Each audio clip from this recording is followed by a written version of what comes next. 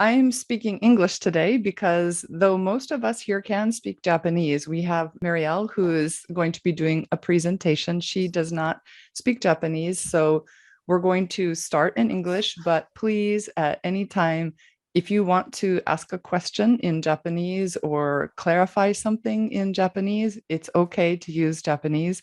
もちろん日本語でも大丈夫です。チャットにも書いてもいいし、自分の手を挙げて質問してもいいし、何でも大丈夫です。And also, at any point during the presentation, if you would like to ask a question, please feel free to stop and ask. At the end, we will have time for your questions. And many of you sent in questions ahead of time. Some people who are not on the call today, but we do have their questions. So we'll be answering those, and there will be time to answer any new questions that come up. And also, if you need to leave before we finish, please feel free to step away. It's okay. You do not have to stay to the very end. So anyway, let's get started. This is the information session for the Japan-IMF Scholarship Program. I'm Marcy, and I work with Mitsuko here. Can you raise your hand, Mitsuko? Thank you. We handle the outreach in Japanese here in Japan through the website and social media for the scholarship program. And the scholarship program is handled, I'm pointing over here because on my screen, Marielle is over here, handled by IIE on behalf of the IMF. And I'm going to let her introduce IIE and how that all fits into place. But I just wanted you all to know who we were, that if you write in a question in Japanese, it's one of us that would be answering it. If you see something on the website or on social media in Japanese, it's me, Marcy, or Mitsuko who are handling that and trying to help you find the answers you need. So, Marielle, would you like to take over? Let me let me change the settings. Okay, it's all yours. Okay, so here we go. I'm gonna go ahead and bring this up. And what I'm gonna share is just a presentation here. In a second as I get everything into the screen. Great. There we go. All right. Here we go. So yes, as you know, my name is Marielle and I work at IIE, and that's abbreviated for the Institute of International Education, which you see up on the screen. And I work with the Japan-IMF Scholarship Program. And right now we're going to, well, we already have the application open for the 2023-2025 cycle. And what we're going to have is a little bit of a session where we cover a little bit of IIE, what we do, who we are, a little bit about the program, and then hopefully we'll get to answer some of your questions for those who are looking to apply and those who already may have an application that's in progress. And if, like Marcy said, at any time you have a question, I'll try to be mindful and see if I see your hand raised, but do be patient with me, please, because I don't see all of the settings on my end, but I promise I'll do my best. And I know that Marcy and Mitsuko will also jump in when we have to answer any questions. Yes. So here we go. And thank you for taking the time to be here today. It's early morning for you all, or late, depending where you are zooming in from. Mm-hmm. And let me just jump right in. So IIE and what we do. If you haven't been to our website already, been navigating through some of the pages on our site or on the IMF site, basically we are a nonprofit that creates and implements international education programs. We conduct research, rescue scholars, encourage students to study abroad. We've been around for just over 100 years. I believe it was 1990 when IIE was founded. So we have a lot of experience implementing international education programs. Some of these programs may sound familiar to you, something like a Fulbright program, which IIE developed to implement the world's effective, prestigious scholarship training program. That's what it is.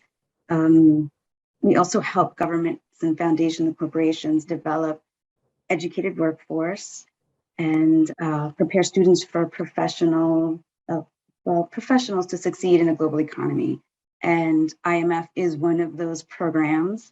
We also provide opportunities for underserved populations. And one of the programs that we implement is Scholar Rescue Fund. So if that gives you an idea of how much we do at IIE and the scope of the work, I hope that brings it full circle. We're pretty much involved with so many things, and there are so many people who have benefited, but also just made a connection through these programs. And I'll touch upon one of those benefits to what we do at IIE and with the Japan-IMF program, which is the alumni. That's one of the benefits to this program is our alumni group. And we do connect all of our scholars within alumni groups. And the Japan-IMF alumni group is one of them. And a little bit about the program. If you haven't already, Just one quick question. So Marielle, you're saying basically that the Japan-IMF scholarship program is one of the scholarship programs that IIE manages. Mm-hmm. Right. Yes. Okay, great. Yeah. And I know we just had somebody else join in on the call. Welcome from wherever you are. You please feel free to ask questions in English or Japanese, and we'll have some question and answer time later at the end after our presentation is finished. So thanks, Marielle. Okay, cool. All right. Right. So then let me just jump right into what the Japan-IMF program is about. If you haven't spent time on our website or read one of our brochures that you may have received, been spending some time maybe talking to someone about the program at your university. The Japan-IMF program, also referred to as JISP, is a 2-year program that is intended to help Japanese nationals obtain PhD degrees in, and I'm just going to abbreviate it right now, but macroeconomics is one of the focuses, and prepare all of the awardees, I'm going to call them, or participants, to work as economists in the IMF. The scholarship is funded by the government of Japan and administered by IMF. It's the capacity development, ICD, IMF's capacity development, excuse me, it's abbreviated as ICD, with assistance from us, IIE. We award up to 7 scholarships annually on a competitive basis to students with a high academic achievement, a record of high academic achievement, excuse me. All of the IMF scholars are required to apply to IMF's EP program upon completion of the doctoral studies and to accept the EP program position if it's offered.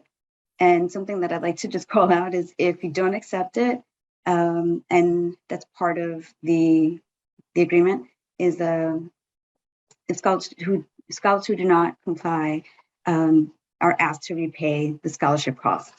And that sounds a lot scarier than it is, but it's just part of the agreement of the program. So if anybody has questions about anything like that later, take a note and we'll be happy to answer that.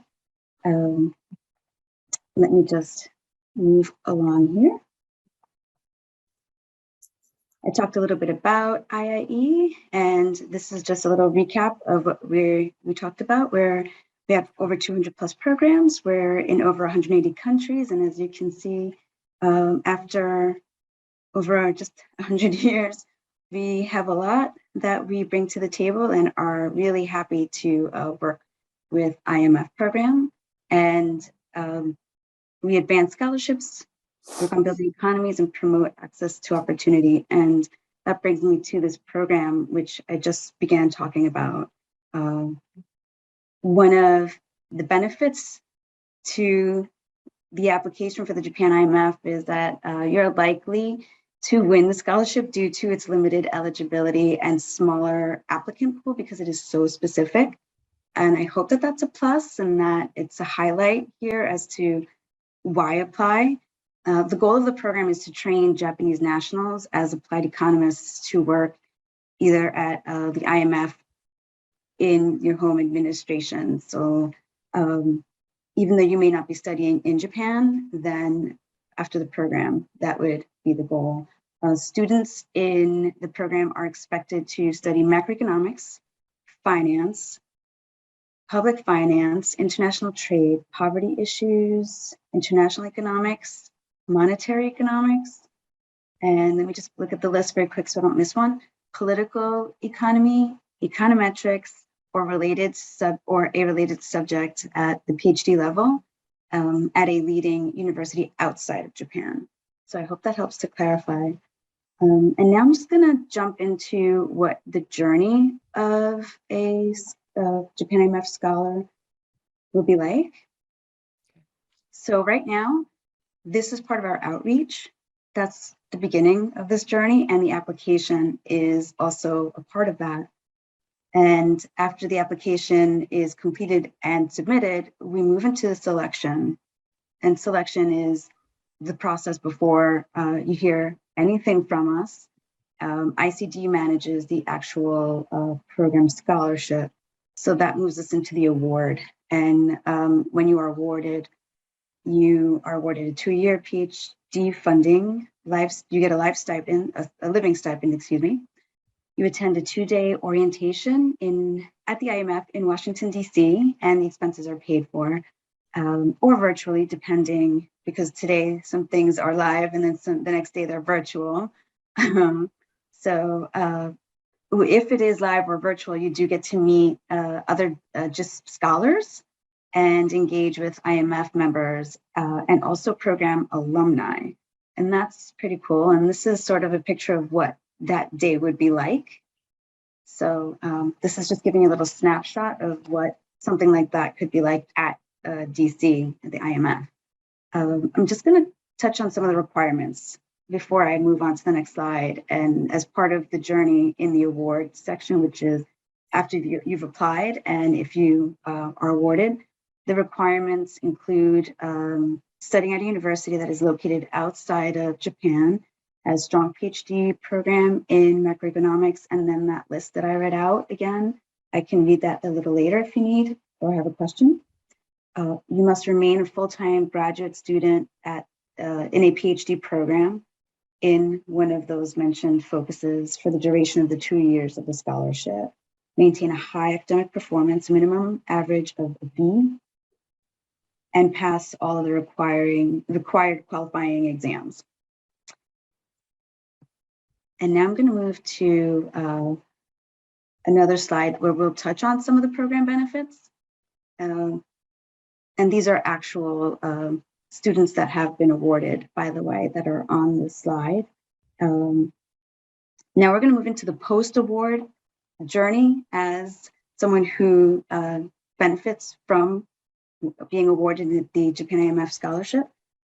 Priority for IMF's EP program is one of them, as you can see here, the Economist program, abbreviated as EP.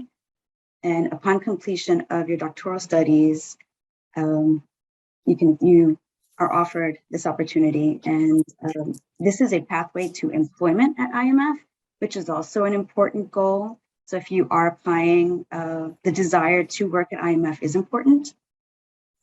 And you have the opportunity to take part of a unique alumni group. And I'm smiling because I just learned from my coworker that there actually are people who are part of this alumni group that date as far back as when the program started. And they are actual people. Some of them work at universities, some of them work in the fields. So you do get actual contact with people that build your network. And that is truly a great benefit, if I don't say so myself. And IIE maintains a directory of the program alumni, and it's updated on an annual basis. So it's pretty much up to date, and it allows all of the new scholars to stay active within this alumni community. So it's ever expanding. And it's kind of unique for a program like this one, which is so specific. I'm going to turn my notes, sorry if you saw that. But it's unique because if anybody knows, when you're networking, you have to keep that contact consistent and fresh. And that's something that for this program is very unique. Okay, so that right now is part of the journey. And scholar benefits, along with the ones that are obviously on the screen, is that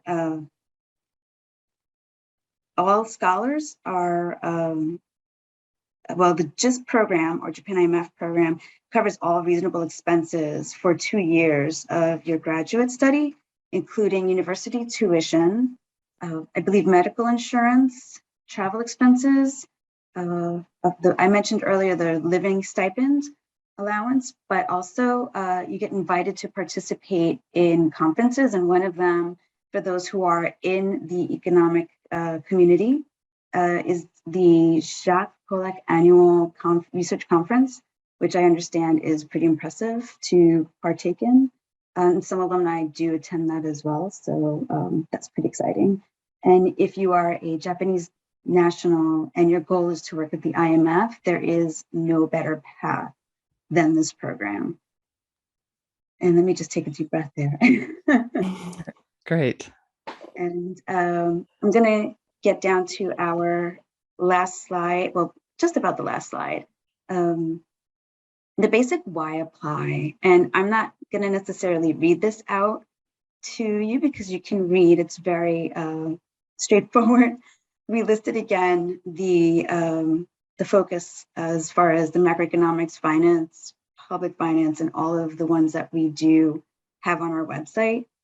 If anyone has any questions after this, it's the time to ask. And this is pretty much it. Why apply? If you are someone who is so passionate about the macroeconomics in all these fields and you fit this profile, then that's a good reason to apply. So I hope this helps to bring everything full circle. And I'm just gonna move it on to how to apply. And there's our website to apply, and it's in several different locations. So I hope that for those who have logged on, signed on to joined the Zoom, I hope that this has served as fodder and inspired you to actually apply. And those who are working on an application at the moment, to hit submit once you have all of the application completed and all of your documents uploaded. So again, thank you so much for your time. And I'm going to just stop sharing and we're going to just jump into any of your questions. Great. Thank you. Okay, it's good. I can see we have a few more people have joined in with us. Thank you. Good morning, everyone, wherever you are, or good evening. So thank you, Marielle, for giving us that overview picture one more time of the program. And I'm sure everyone has some questions, and we can start first with some of the questions that people wrote in. So Mitsuko, could you read out a couple of those questions and we'll have Marielle answer them and we can follow up with that as well. But okay. Is that okay? Speak in Japanese? Yes, please, in Japanese, so everyone knows what the question was. 今回参加いただいている方以外でよくある質問、多かった質問を先にじゃあしてもよろしいでしょうか。でも一回か。そう、IMF エコノミクスと、今回IMF のこの、ジャパン IMF 奨学金に応募することに関して、IMF エコノミストとして勤務することが条件に、なっておりますが、それに至らなかった場合っていうのは、奨学金の返済を求められるのでしょうかっていう質問ですね。Okay, so this is actually one question that Marielle answered earlier. So it's that if they apply for the scholarship and receive the award and then do not take a position, if they're offered a position at the IMF and do not actually choose to work at the IMF, would they have to pay back the scholarship? Is that right? From my understanding, that's the agreement. OK そう一応じゃあそれあったのでそれじゃあ聞いてみました。であとはじゃあメールの方であった、質問ですね。これも今説明の中にもちょこっとあったことかなと思うんですけど、マクロ経済学以外の専攻でも関連分野でしたら応募可能でしょうかに関してですね。こちら結構割と多い質問なんです Yes, けども。 every year we have this question. Yes. 毎年何人かもこの質問があるんですけど、Marielle, これ this に is つ the いて question that you also answered in the previous slides, but that if they're not going to choose a field in macroeconomics, what other fields would be acceptable? And yeah, so do you want to repeat that one more time just in case? Yeah, sure. I can even pull that back up Yeah. and do a share screen again. If Okay. that would be helpful. And this Yeah. time I can show something a little bit different. Okay. Let me just hit share. And what I have up, and I just let me know if you're able to see the screen. Yes. I just pulled up the website, and we have those listed on here. Mm-hmm. So I hope that this helps bring it again back to full circle where we started earlier, but allows everybody to really read it on where it exists or where it lives.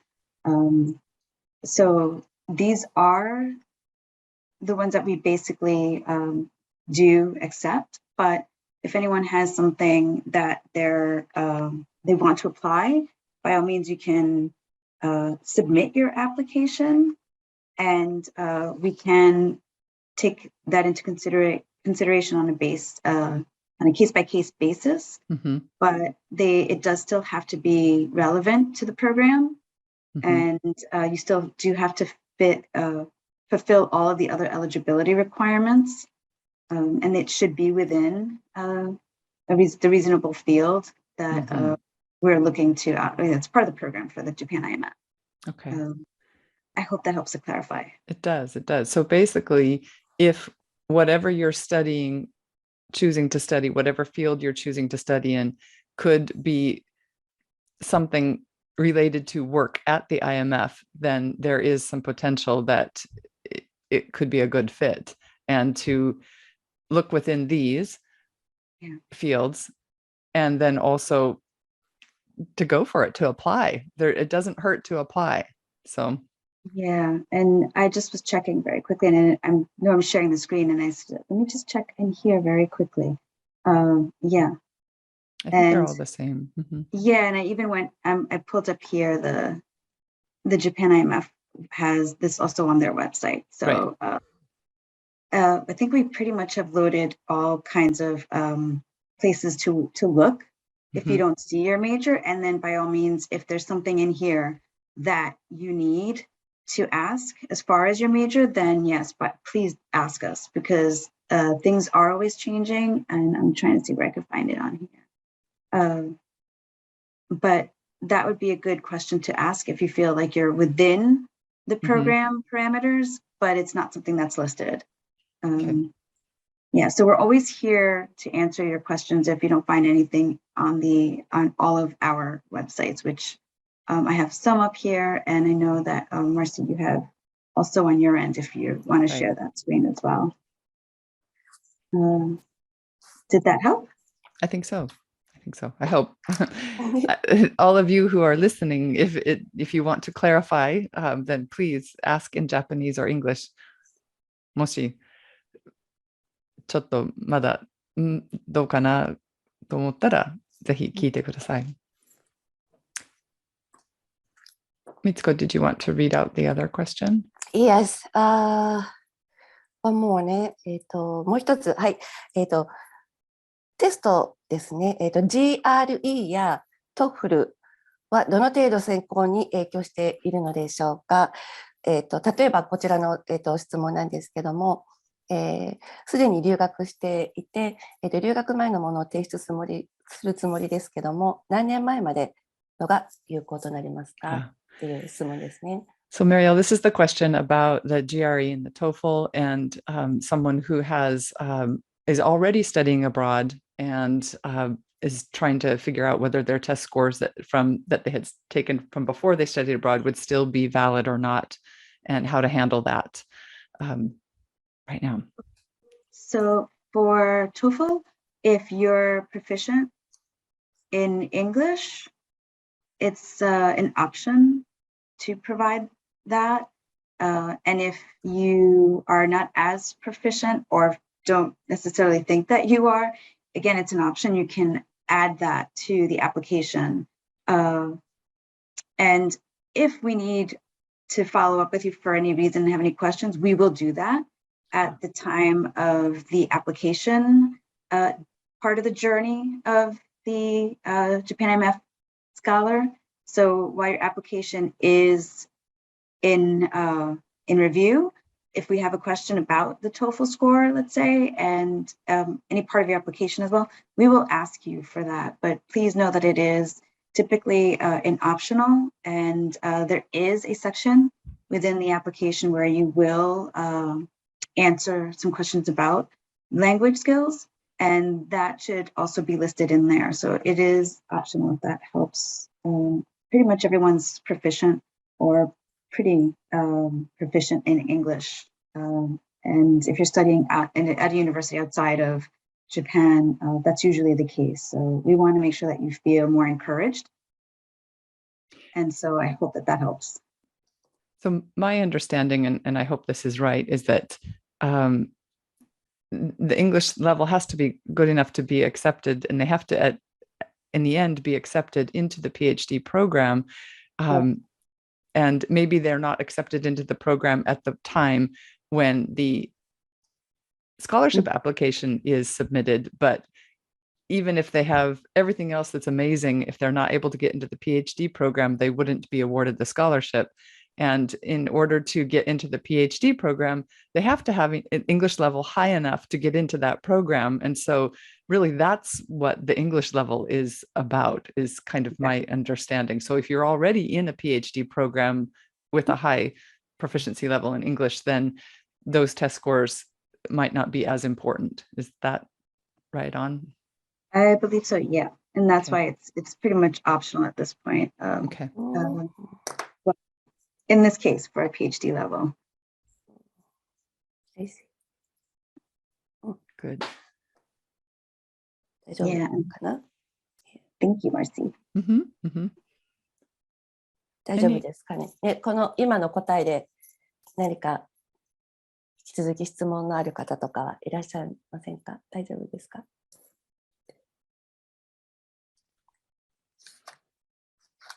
大丈夫そうかな？ For anybody listening, any other questions? もちろん日本語でも大丈夫です。英語でも。ごめんなさい、日本語と英語しか、私は日本語と英語しかできないですけど。Marielle, you also speak Spanish, is that right? I do. So if anybody wants to speak Spanish and ask their question, please. Oh my gosh, yes, that would be fun. Sí, por favor, hablen en español. ごめんなさい。I can only say sí. I think it would be fun if in 3 languages, a little Japanese, Spanish, and English. How's that? Let's do it. That would be very fun. And I'm sure some of you probably speak other languages as well. So, but we can't answer your questions. So. Okay. Yeah, does anybody out there have a question about the application itself? I'm not sure if anyone on the Zoom call today is already an applicant, maybe in the middle of their application or just started their application. I have a question. Can I ask you a question? Thank you. Go ahead. Yeah. I have 2 questions. And the first one is that you mentioned earlier that if we get the scholarship and complete PhD and do not do not choose to work at IMF, even though I got the offer, then I have to pay back the scholarship, right? But what if I don't get the offer from IMF? Should I still have to pay back? That's go ahead, Marcy. Yeah, no, because you wouldn't have to pay it back. So you are expected to apply for the position at the IMF, but the IMF can't guarantee that everyone will be offered.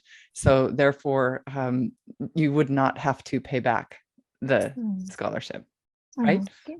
Do I have that right, Marielle? Okay. Yeah, it's if offered. So for the EP program, the IMF's economist program, for that, upon completion, I know I mentioned it maybe too quickly, but it's if the position, if offered, then and you don't accept, that's when you would have to, yeah. And of course, then every year there are people who are not offered the position, and they've gone on to have amazing careers doing other things. Some people are professors here in Japan, and some people are doing other work and other places. So yeah, not everyone gets offered, but as long as you have applied and tried and put your effort into it, then you do not have to return the scholarship. Good question. Yeah. Thank you. And you had another one, right? Yes. Okay. So the other one is that you mentioned the low competitiveness due to the limitation of eligibility, but if it's possible, can you share like how many applications do you receive each year? The numbers do vary, but because this is so specific, it's not anything that's comparative to other programs that IIE manages. So when we mentioned it's you do have a good chance, it's because it's such a specialized field that the Japan-IMF program focuses on. And I'm going to just say comparatively to like the Fulbright program is something that is a lot bigger, a lot broader in scope. So we have a lot more applicants to something like that. For Japan-IMF, we can get a range from something to maybe 20 plus or about, I would just say that range is pretty basic. It does, again, vary from year to year. When we had the Corona lockdown, that affected some of our numbers. But I think this year, it's going to be different. So we just encourage everyone who is interested to ask questions like you just asked now, and to apply if this is something that is interesting to you, because it is a pretty cool opportunity. It's pretty unique, but it's also, because it's so unique, it's a good opportunity. I would add to that every year, now I'm not part of the screening committee in any way, and I don't have access to the application platform except for as a student. If I want to fill out the application, try to do it myself, but I can't see the back end like Marielle sees. However, I do know that the application, there's a lot of steps in it and a lot of information that you have to put in or upload. And I think there are every year there are students who start the application and they do not submit it. They get stuck. They get overwhelmed, or I'm guessing they get overwhelmed by it. And so they miss out on the opportunity simply because they don't complete the application. So there's that too. We don't know exactly the full number of applicants because there are some people who don't complete it. So my advice would be, if you're going to go for it, start working on the application today. If you haven't started it yet, get in there, get into the system and look at all the different pages where you have to upload information and work on it a little bit every day so that you will submit your application. Yes. Well, thank you very much for your answer. That was great. Thank you for asking a question, 2 questions even.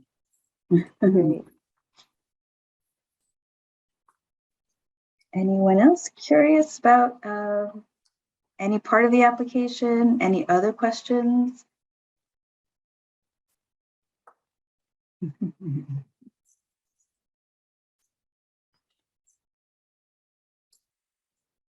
now is the time not to be shy. Does anybody want to see what the sections might be if they anyone applying and have a question within the section that they just filled out or are looking to move into the next section of the application and are not sure? This is a good time to ask. And if someone is looking to apply and has a question as to how long does it take, feel free to ask. Because to Marcy's point, if you initiate an application and don't submit, we have no way of helping you out, and it is a missed opportunity. And there's no better path to IMF than this program. So it's here for you. And we're always here if you feel like asking a question afterward as well. But yes. Take advantage now. Actually, I'm not sure if you have a screenshot of that or not, Marielle, but once you're inside the application platform, there's a place where they can find how to ask you a question. So if you're not in the application and you want to ask a question in Japanese, then the website where all of you registered for this call today, that's where you could ask a question. There's a contact form there. And you have our email address now, the info@japan-imf-scholarship.org. That's a great place to ask a question in Japanese. But if you are inside the application and you have a question about the application itself, Marielle's probably one of the best people to ask. And where would they find that? Do you have? So I can actually, let me just pull that up right here before I lose my page. Okay. Sorry, I put you on the spot like that. No, not a problem. Let me just click on that share screen one more time, that little green light, and hit share. So one of the easy places is, and I'm on our website yet again, the IIE program page, and there's one way down on this page for the apply tab. And for this, and pardon the fast scroll, but we have access to the direct Japan IMF scholarship at IIE.org. That's a great way to contact us. There's also within the application itself, I'm not in live at the moment. Let me just see. I think I am. Yeah, I can share my I screen. know that I have this one up. I don't know if everybody could see. This is within our application system. We do have access within. This is what the application, when you actually initiate one, looks like. So you have a home, a welcome page. So there's access there. And then Marcy, do you have the? Yeah, I think I can pull it up. Oh, it's going to make me log in again. Hang on. Me too. And actually, I have it right here. Well, I have this one if it helps. I mean, it's right at the when you're on the application itself, it's right at the bottom. So let me just try that. I got it. It's this one right here. So down below, and now it's for some reason it's hiding it, but we have the contact us, and you can click on there. Oh, okay. Perfect. Yeah. So what you're seeing right now, this is like once you log into the application platform, those are all of the steps of the application. Each one of those on the left-hand side are different steps of the application itself. Yeah. Okay. Yeah. And so it does behoove you to, if you are interested, to begin now, not because it's labor intensive, but because you do want to put your best foot forward. You want to give it your best. And each section does take time, and you have to make sure that you're saving your work. And nobody likes to start something and then have it get lost. So it does take time just to make sure that you're going through all of the steps and that you are confident with the information that you're putting in.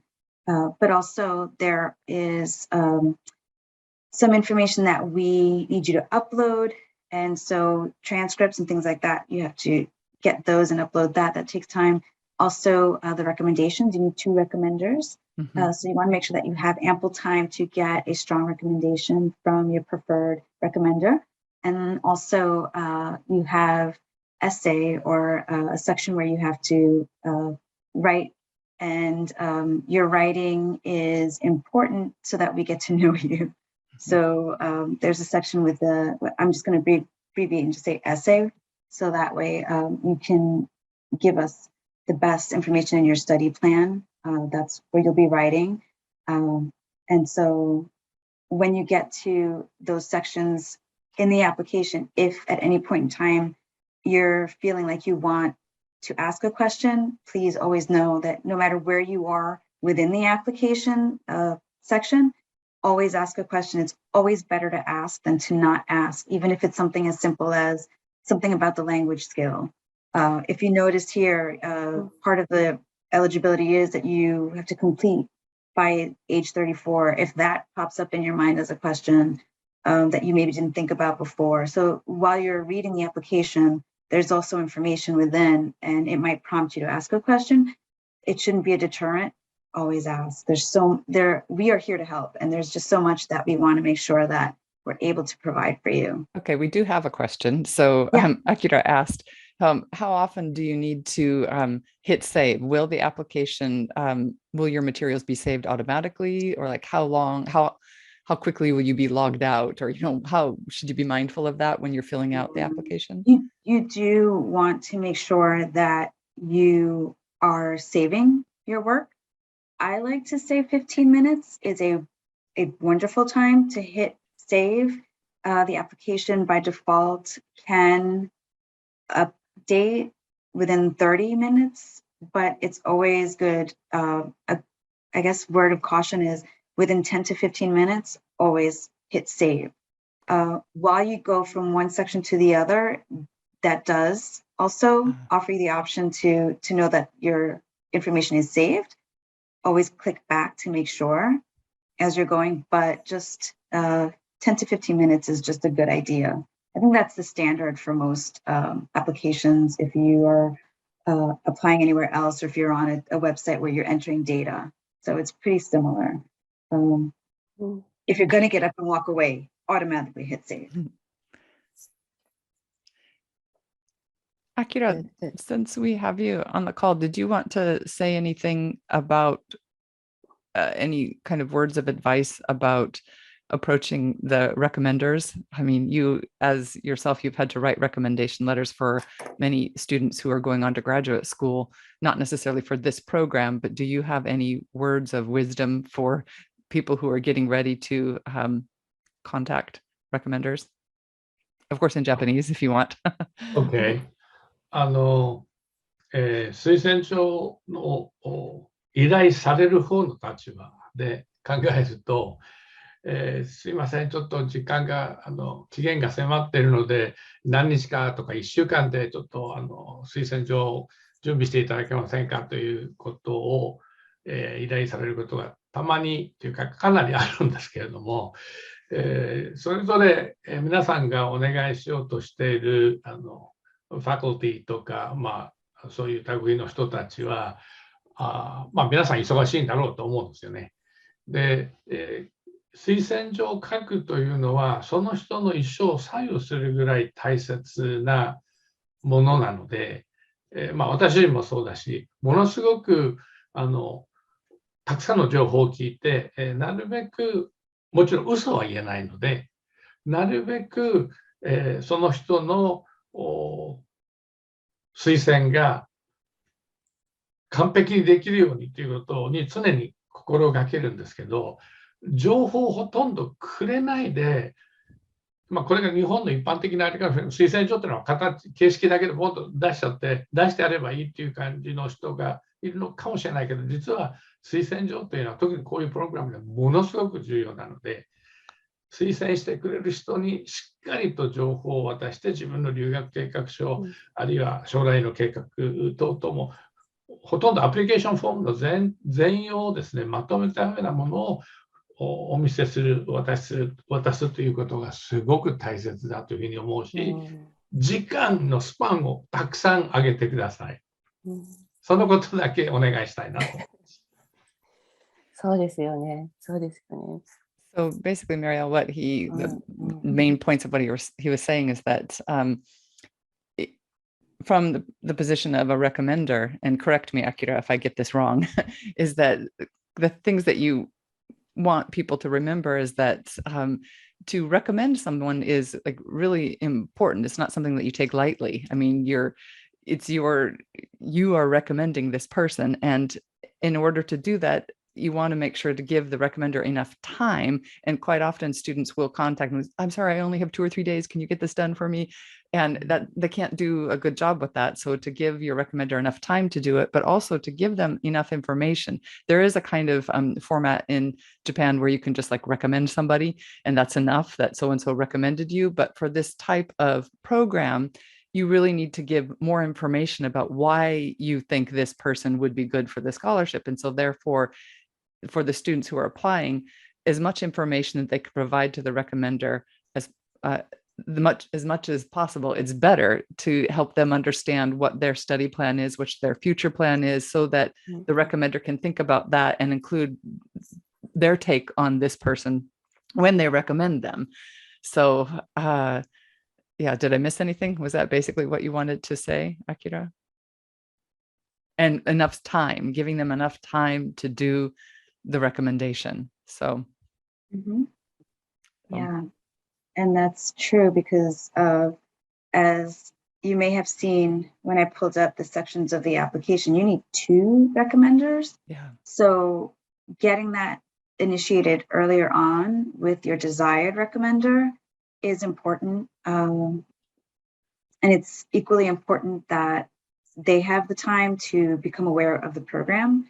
So sharing information, whether all of the the access that is available to you to the program information could be shared as well if they're not necessarily familiar, so that they can get a better understanding as to what it is that you're applying to. That always helps. And remember that having that time to write is also something that you want to take into consideration when you're writing within the study plan or the essay component.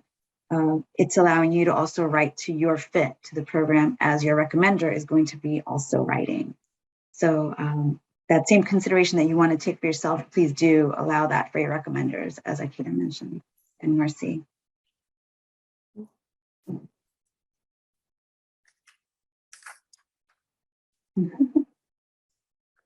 Okay.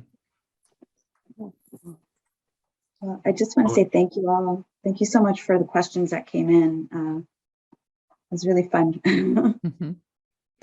Akira, you had something else you wanted to say? レコメンデーションのことだけではなくて、アプリケーションフォームの指示、それぞれのコラムで指示があると思うんですけど、やっぱりその指示をしっかりと理解して、その指示に対するその答えというか、記入をポイントを押さえてやっていただきたいなというのが一つ。まあ皆さん優秀なので、その辺は分かっていると思いがちなんですけど、自分の思い込みを伝えようとして、指示にちょっと沿わなかったりっていうことも時々見受けられるので、それだけは注意してほしいということと、レコメンダーは皆さんよく知ってる人を当然お願いすると思うんですけれども、やっぱり親子兄弟でも個人のことをどれだけ知ってるかっていうのはなかなか難しいですよね。で、教室の中だけで、研究室の中だけで、職場だけでつながってる人たちというのはお互いにこの人はよく分かってくれていると思っても、この出願に関わるような要求されているような情報に対して答えるだけの知識は多分ないと思うので、だからさっきマリエルも言いましたし、僕も言っているようにしっかりと情報を伝えてもらいたいなというふうに思います。以上です。Thank you. Those were 2 really good points. Okay, so for you, Marielle, I'm going to recap it really quickly, but Akira was saying that as they go through the application process, and of course, all of these students who are applying are already at a really, they're high caliber students, so it's probably not an issue, but just a reminder to don't just think you know what needs to be put in the application. Read the instructions and really be mindful of what's being asked and make sure that you answer what's being asked there. because sometimes students think they know what they're supposed to put in and they fill it out and they actually haven't provided the information that was being asked for each of the sections. So just to be mindful of it, to really read and make sure they understand and then fill out the section. So that was one point. And then the second point that he was talking about was back to the recommender, and that, you know, just that even if you really know your recommender well, maybe they're your professor or your academic advisor, or maybe even your boss, that even family members, even though we think we know each other well, we actually don't always know everything about each other. And that's why it's so important to provide as much information as possible about why you're applying and what your future plan is to your recommender, so they can really understand who you are, where you at, who you are, what you're trying to do, so they can get the best picture of you and help push you forward in your application process. So yeah, that's very well put. Thank you very much for calling that out. Yes. Because it is important. I'm sure that everyone has applied to other programs as well, and understands that each application is different, and each one has, how do you say it?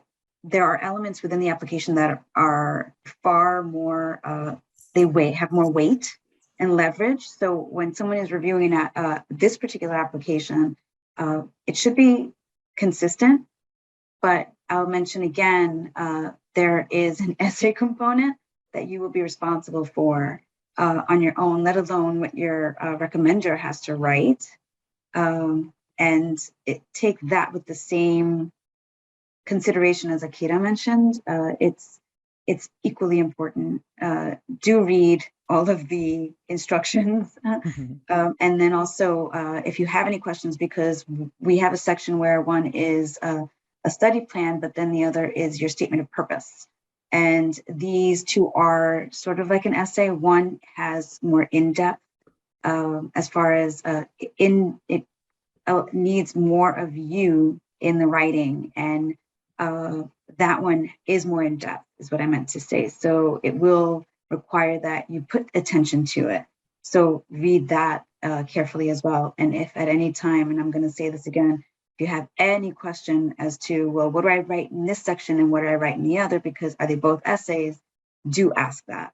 And if your recommender has a question, we can help the recommender as well. So go ahead and extend that the contact for our email, if that's something that your recommender could benefit from. If they have a question that you feel you're not exactly able to answer, we're here for them as well, because it's part of your application and it's part of moving you forward, so that we can read your application and have it be as part of the competition.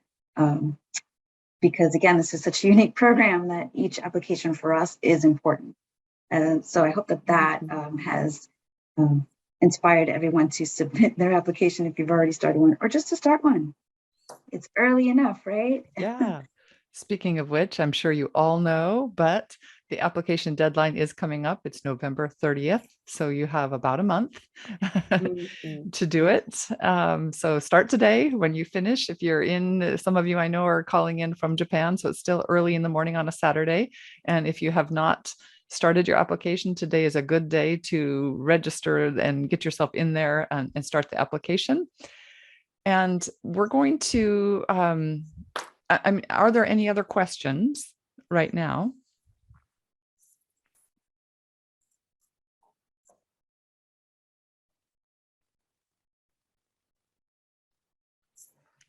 Maybe not. Okay. So we're going to close for now, but just know that anytime, like we've said, you can ask questions again to us in Japanese or in English, and please feel free, because probably after the session finishes, you'll think of a question that you wanted to ask. That's normal. That's okay. We expect it. And we will try to put up the questions that were asked today and the answers up on the FAQ page on the Japanese website as soon as possible, so that you can refer to them there as well. And thank you again so much for showing up late at night or early in the morning to ask these questions. And we wish you good luck. I can't wait to see how many of you apply and to see who gets awarded this year. So good luck. Thank you again for joining us. ありがとうございました。 Thank you, Marielle, for all of your Thank you. Thank you very explanation. much. Thank you. Bye-bye. Thank you. Thank you. Bye. Have a good Thank day. you. Thank you. So long.